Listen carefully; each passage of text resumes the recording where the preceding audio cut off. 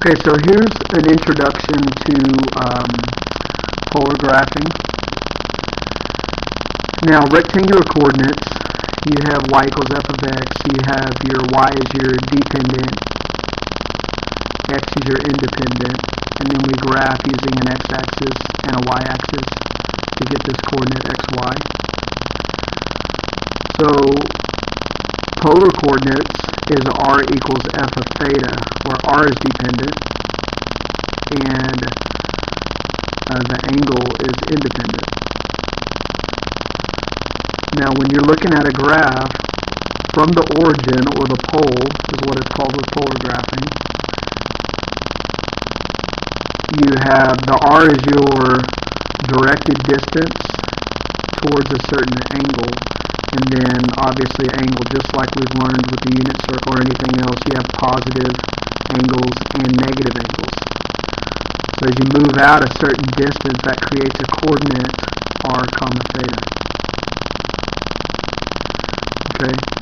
Now you can also have a negative r, which just means you're going to go the opposite direction, and I'll show you how that works. So when you're actually plotting these coordinates, you start with the angle first. So if I'm plotting 3 pi over 4, I go to the angle pi over 4, and then at pi over 4, I count out 3 units. So that would be coordinate m right there. At pi over 6,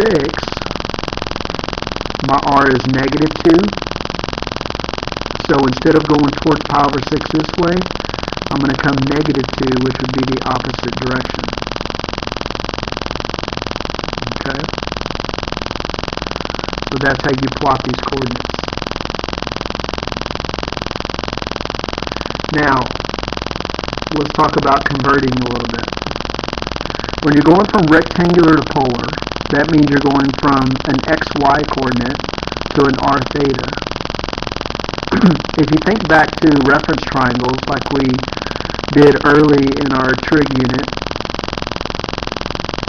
you have an x value, you have a y value, so xy gives you that coordinate. And then r was the hypotenuse. So if that's the case, then we can use Pythagorean theorem to solve for r.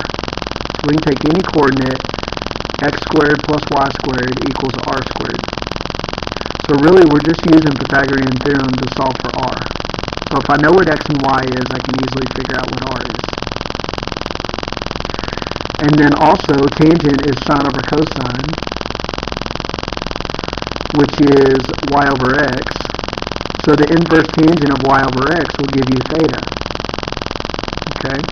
So that is how we get r and theta. Now the thing is, whenever you plug these in, it's going to give you, let's say you're in a different quadrant. You're in quadrant 2. When you plug that value, if you've got a coordinate up here at negative 5, 3, when you plug that into the calculator, it will give you a value. When you hit inverse tangent of 3 over negative 5, it will give you that reference angle right there. So you need to make sure that your answer, theta, matches, because your answer should be something between pi over 2 and pi. So something between 1.57 and 3.14. Okay, so you may have to add or subtract from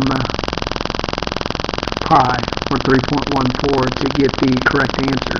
Because it will give you this, well, we actually want this. That's theta. Okay, and same thing with all the other quadrants. Now, when you are going from polar to rectangular, you're going from r theta and trying to take it back to xy. If you go back to this reference triangle, just using SOHCAHTOA, the cosine of theta, look back at this triangle, the cosine of theta is equal to adjacent over hypotenuse, so x over r. And sine is opposite over hypotenuse. So y over r. So there's those two formulas. But if I need x, then I just multiply by r. And if I need y, then I multiply by r. So the formula to find x is r times cosine theta.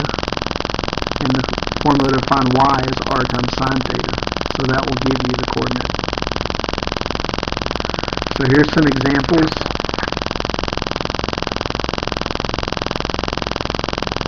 You can pause it here and look at some of this stuff if you need to.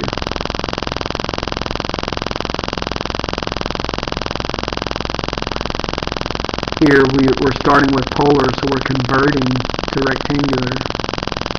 So it's real simple. Just 4 times cosine theta gives you the x value.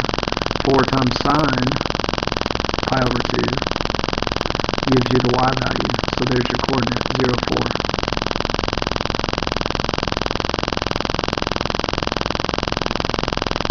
Okay, here you know xy, so if I use Pythagorean theorem, I get square root of 2 for r. Inverse tangent of 1 over 1 is pi over 4.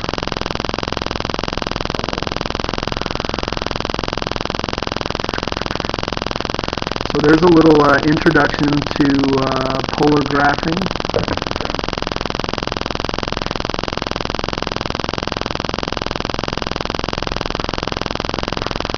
Just let me know if you have any questions.